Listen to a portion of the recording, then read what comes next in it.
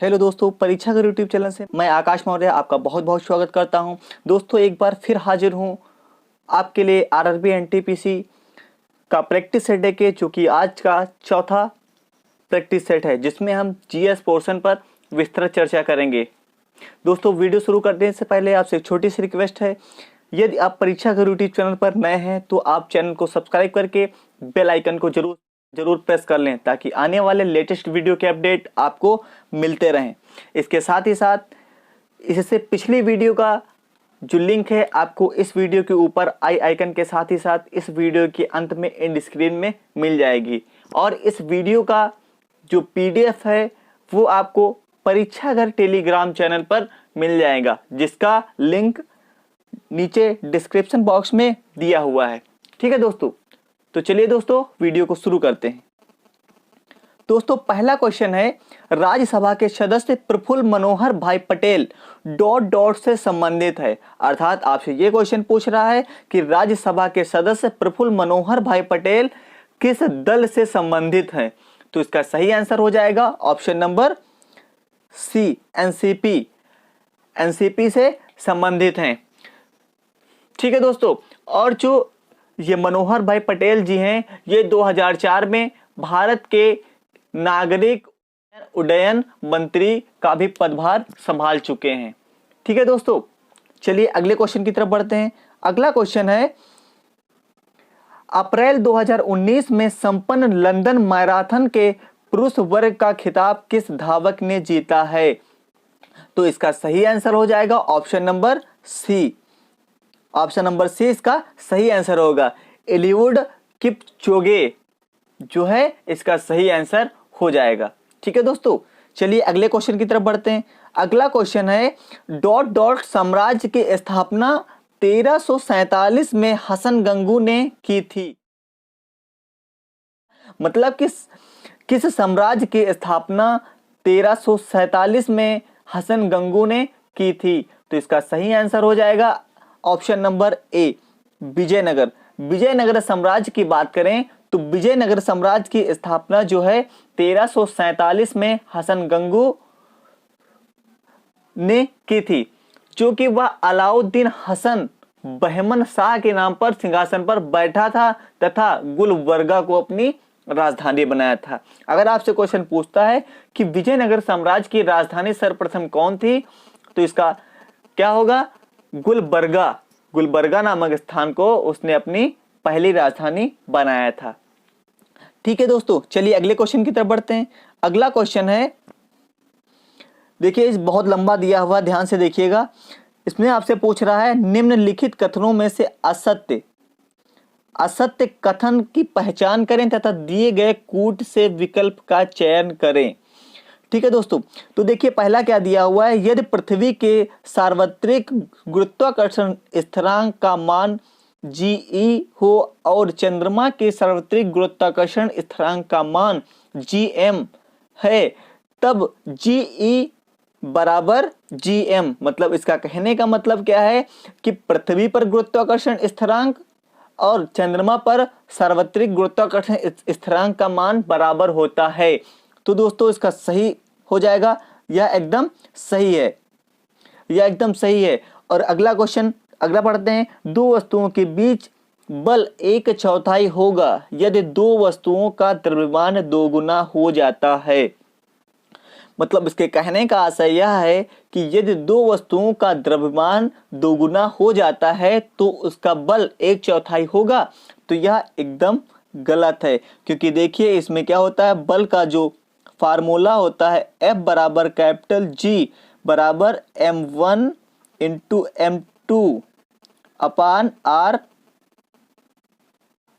Square. ठीक है, इसमें अगर आप दोनों वस्तुओं के द्रव्यमान को दोगुना करेंगे तो क्या है, इसका बल भी क्या है, 4 गुना हो जाएगा, क्योंकि 2 2 जा 4 मल्टीप्लाई होके 4 गुना हो जाएगा, ना कि 1/4। इसमें क्या बता रहा है, इसमें बता रहा है कि 1/4 हो जाएगा। तो क्या है, यह एकदम गलत है।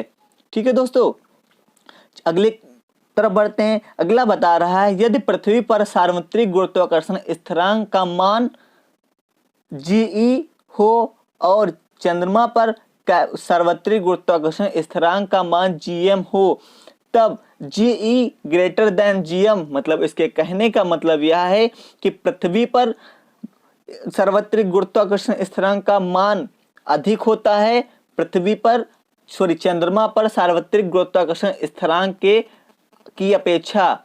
तो क्या है, ये भी एकदम गलत आंसर हो जाएगा, क्योंकि दोस्तों याद रखिएगा जो सार्वत्रिक गुरुत्वाकर्षण का मान होता है वह ब्रह्मांड के किसी भी स्थान पर समान होता है, एक जैसा होता है।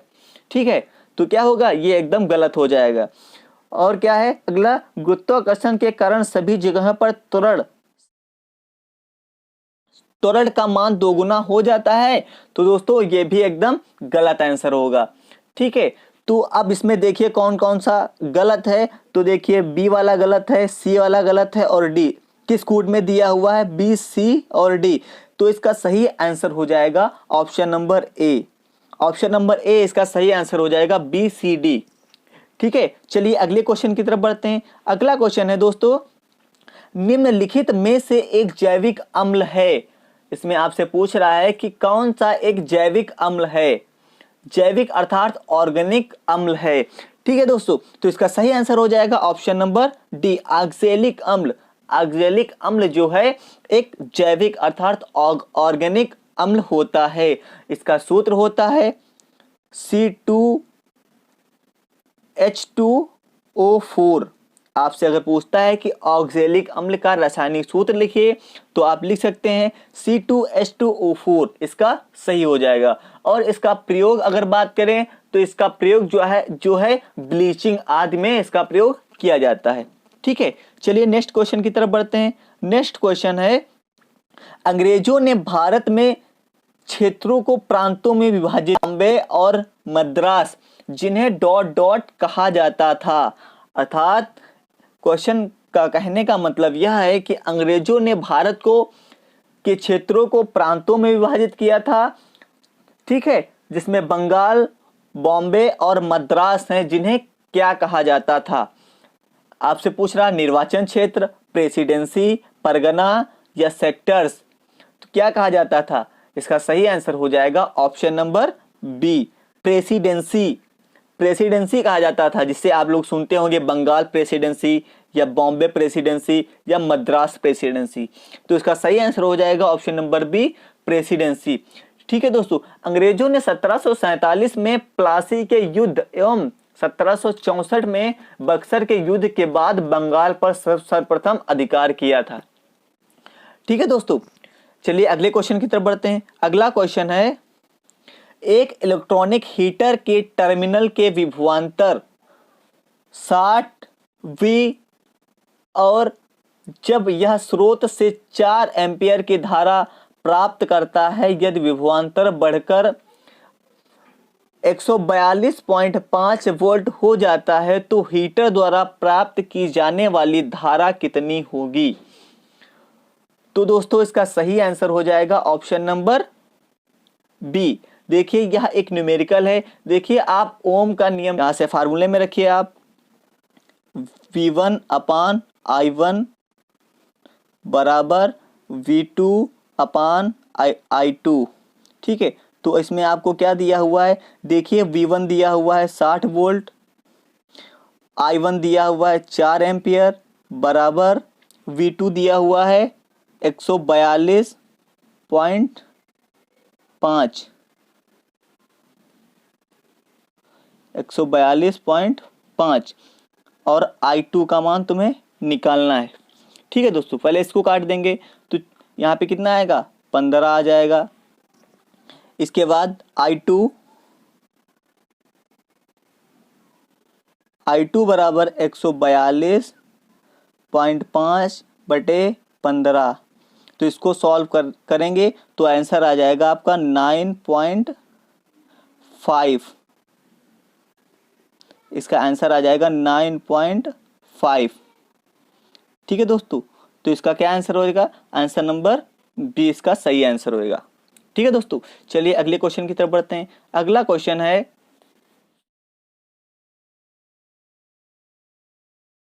अपर्णा पोपट किस खेल से संबंधित हैं। तो इसका सही आंसर हो जाएगा ऑप्शन नंबर बी।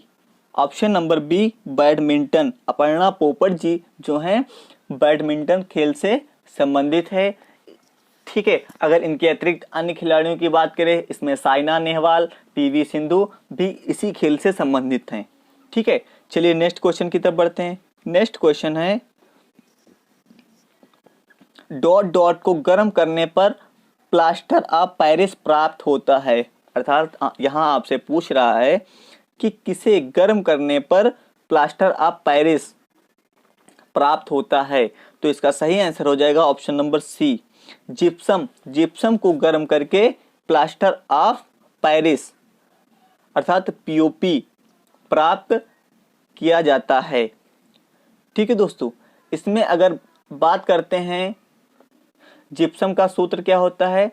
जिप्सम का सूत्र होता है CaSO4.2H2O। ये जिप्सम का सूत्र होता है।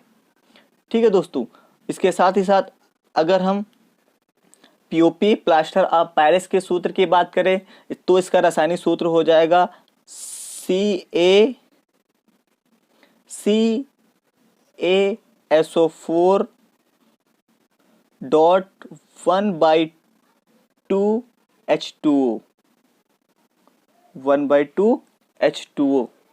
ठीक है दोस्तों, तो मतलब इसका कहने का मतलब यह है कि CaSO4 को गर्म करके पीओपी अर्थात प्लास्टर ऑफ पेरिस प्राप्त किया जाता है। ठीक है दोस्तों, तो इसका सही आंसर हो जाएगा ऑप्शन नंबर सी। चलिए अगले क्वेश्चन की तरफ बढ़ते हैं। अगला क्वेश्चन है दोस्तों, समूह से भिन्न पक्षी का चयन करें। समूह से भिन्न पक्षी का चयन करें, तो इसमें जो है इसका सही आंसर हो जाएगा चमगादड़। चमगादड़ क्या है, सही आंसर हो जाएगा क्योंकि चमगादड़ जो है एक स्तनधारी है, जबकि मुर्गी, मोर, शुतुरमुर्ग ये क्या है, अंडज वर्ग में आते हैं, अंडज वर्ग में आते हैं, जबकि जो चमगादड़ है यह स्तनधारी वर्ग में आता है। ठीक है दोस्तों, चलिए अगले क्वेश्चन की तरफ बढ़ते हैं। अगला क्वेश्चन है 2019 शीतकालीन डिफिक्स कहां आयोजित किया गया था। तो इसका सही आंसर हो जाएगा option number D, Italy. Italy में आयोजित किया गया था। यह 12 से 21 दिसंबर 2019 के मध्य इटली में शीतकालीन के दौरान आयोजन इसका किया गया था। ठीक है दोस्तों, चलिए अगले क्वेश्चन की तरफ बढ़ते हैं। अगला क्वेश्चन है, फिल्म फेयर पुरस्कार 2019 में लीडिंग रोल में सर्वश्रेष्ठ अभिनेत्री का पुरस्कार किसने जीता था। तो इसका सही आंसर हो जाएगा ऑप्शन नंबर ए, आलिया भट्ट। आलिया भट्ट इसका सही आंसर हो जाएगा। ठीक है, जो कि इनको राजी फिल्म के लिए दिया गया था। आपसे ये भी पूछ सकता है किस फिल्म के लिए इनको लीडिंग रोल में सर्वश्रेष्ठ अभिनेत्री का पुरस्कार दिया गया था। तो जो है इसका सही आंसर हो जाएगा दोस्तों राजी फिल्म के लिए। ठीक है, अगर अभिनेत्री की बात करें तो आलिया भट्ट थी। ठीक है, नेक्स्ट क्वेश्चन की तरफ बढ़ते हैं। नेक्स्ट क्वेश्चन है, डॉट डॉट वाहन की गति जानने में मदद करता है। मतलब कौन सा यंत्र है जो कि वाहनों की गति को मापने में मदद करता है। तो इसका सही आंसर हो जाएगा ऑप्शन नंबर ए, स्पीडोमीटर। स्पीडोमीटर जो है वाहन की गति के मापने वाला यंत्र है।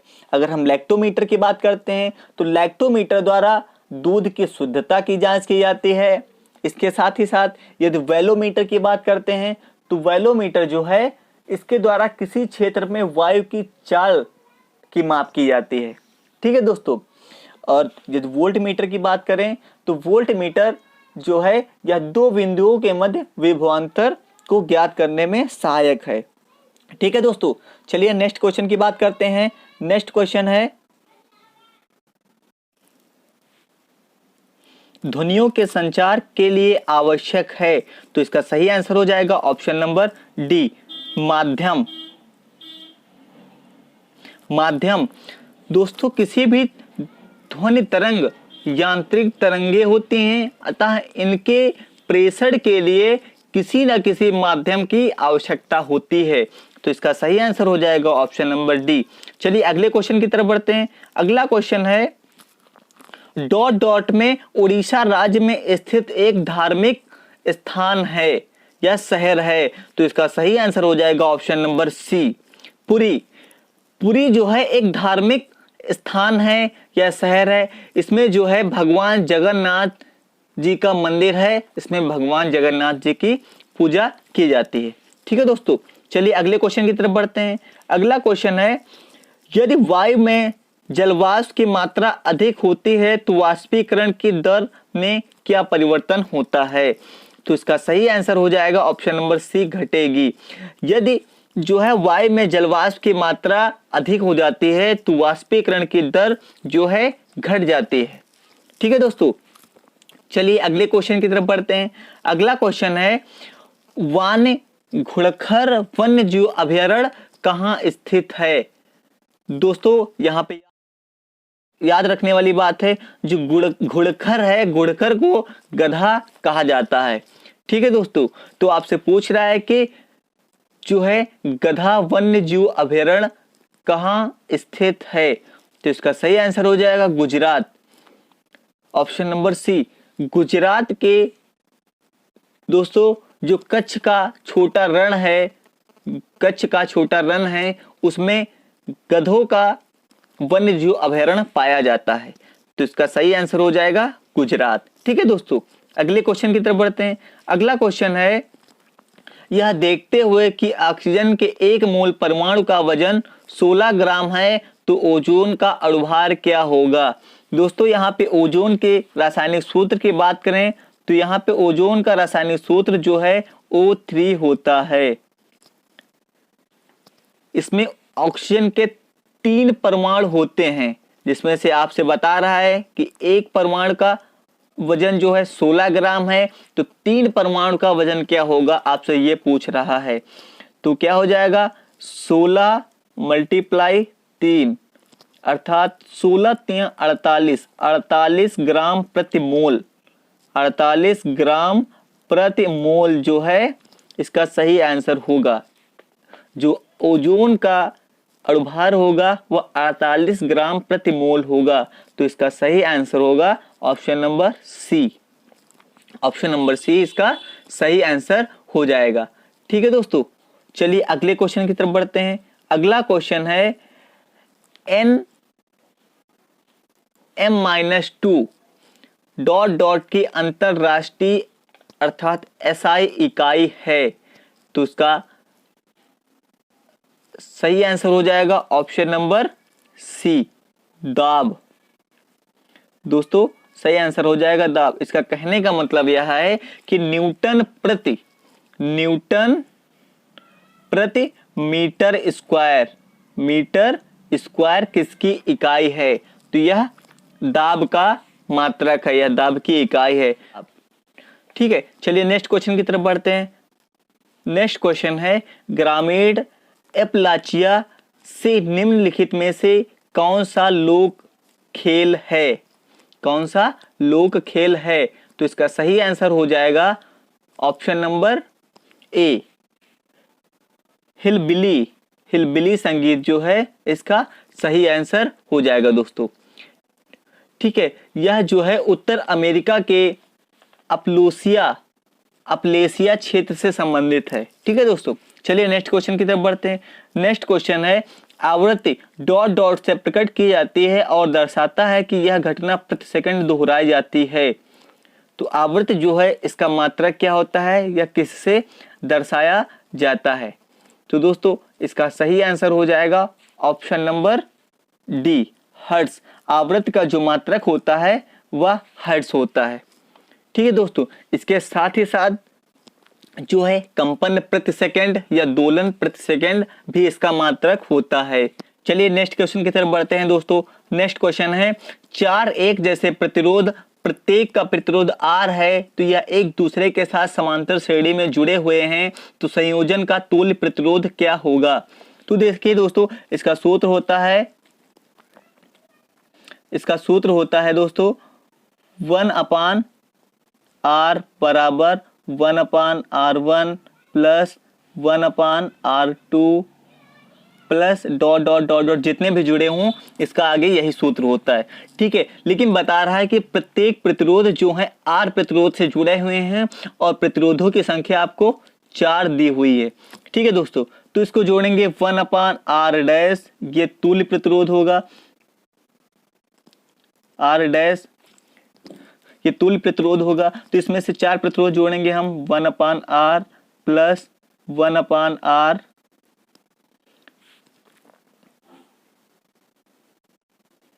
Plus 1/r plus 1/r। देखिए दोस्तों, इसका तुल्य प्रतिरोध हो जाएगा 1/r डैश बराबर, देखिए इसका एलसीएम बराबर है तो ऊपर जुड़ के 4r हो जाएगा। ठीक है दोस्तों, तो यहां से अब जब इसको मल्टीप्लाई करेंगे, इसको इसके साथ, इसको इसके साथ मल्टीप्लाई करेंगे तो हो जाएगा, यहां से हल करने के बाद निकलेगा r डैश बराबर निकलेगा r/4, r/4 मतलब 1/4 जो होगा इसका सही आंसर होगा। तो इसका सही आंसर हो जाएगा दोस्तों ऑप्शन नंबर डी। ठीक है, नेक्स्ट क्वेश्चन की तरफ बढ़ते हैं।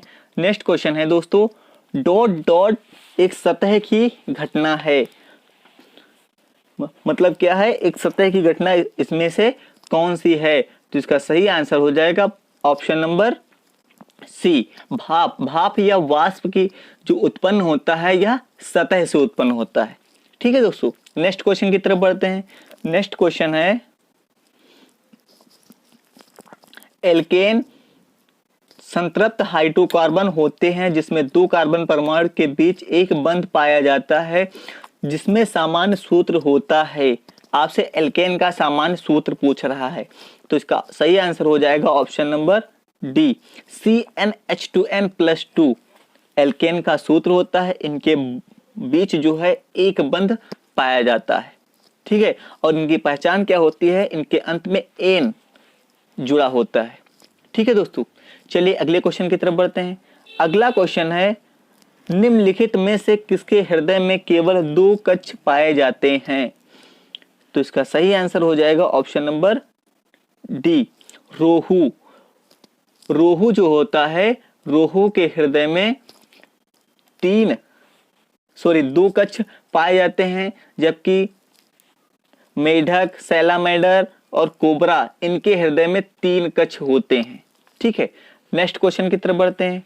नेक्स्ट क्वेश्चन है दोस्तों, इसमें बता रहा है वेग को यदि दोगुना कर दिया जाता है तो संवेग 4 गुना और गतिज ऊर्जा 3 गुना बढ़ जाती है। अगला बता रहा है संवेग 3 गुना और गतिज ऊर्जा 2 गुना बढ़ जाती है। नेक्स्ट, संवेग 2 गुना और गतिज ऊर्जा 4 गुना बढ़ जाती है। तो इसका यही सही आंसर होगा ऑप्शन नंबर सी, इसका सही आंसर होगा संवेग 2 गुना और गतिज ऊर्जा 4 गुना बढ़ जाती है। इसमें देखिए, यदि आप पहले संवेग की बात करते हैं, संवेग का सूत्र होता है संवेग बराबर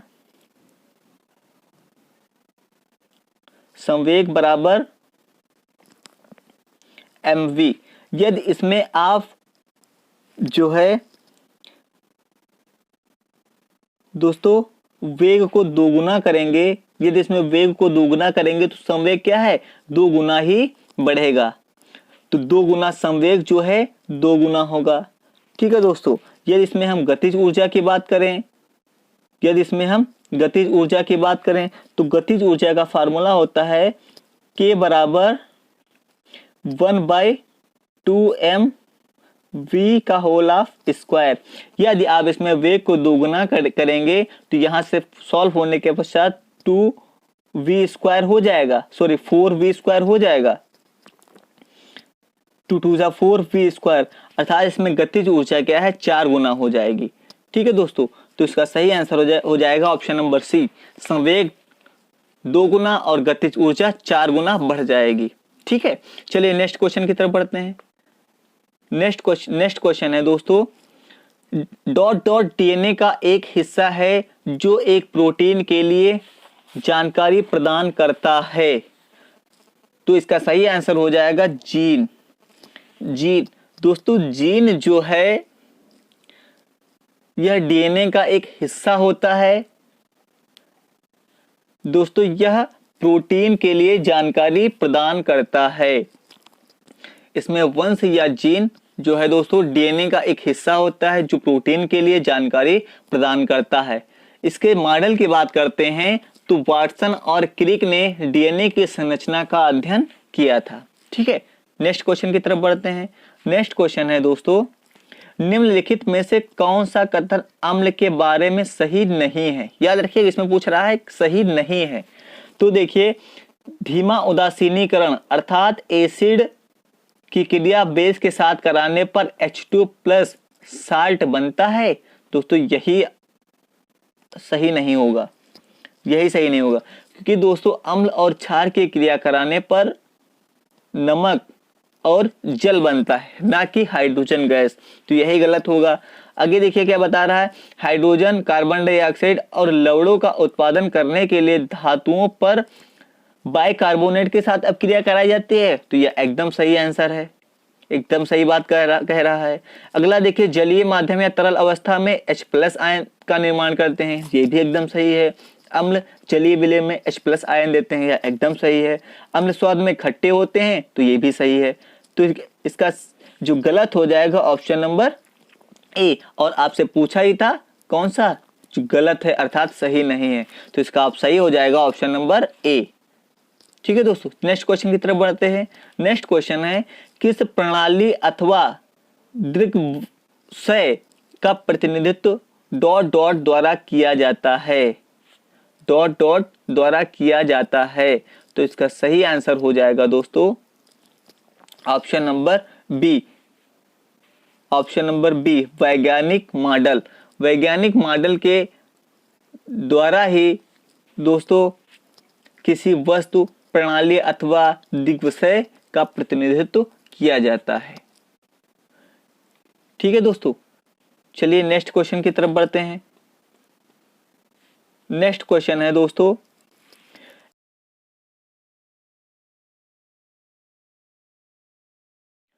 Mg+O2 मिलकर बनाते हैं MgO, मैग्नीशियम ऑक्साइड। तो यह कौन सी अभिक्रिया है, यह किस अभिक्रिया का उदाहरण है, यह आपसे पूछ रहा है।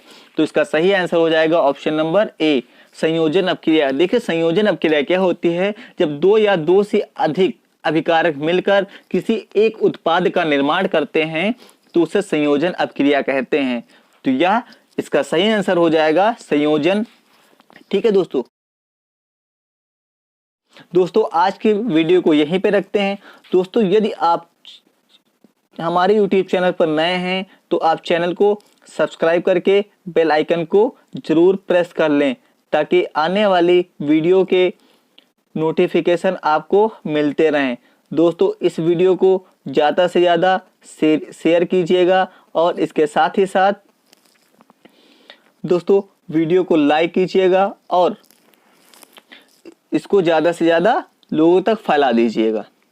ठीक है दोस्तों, धन्यवाद दोस्तों।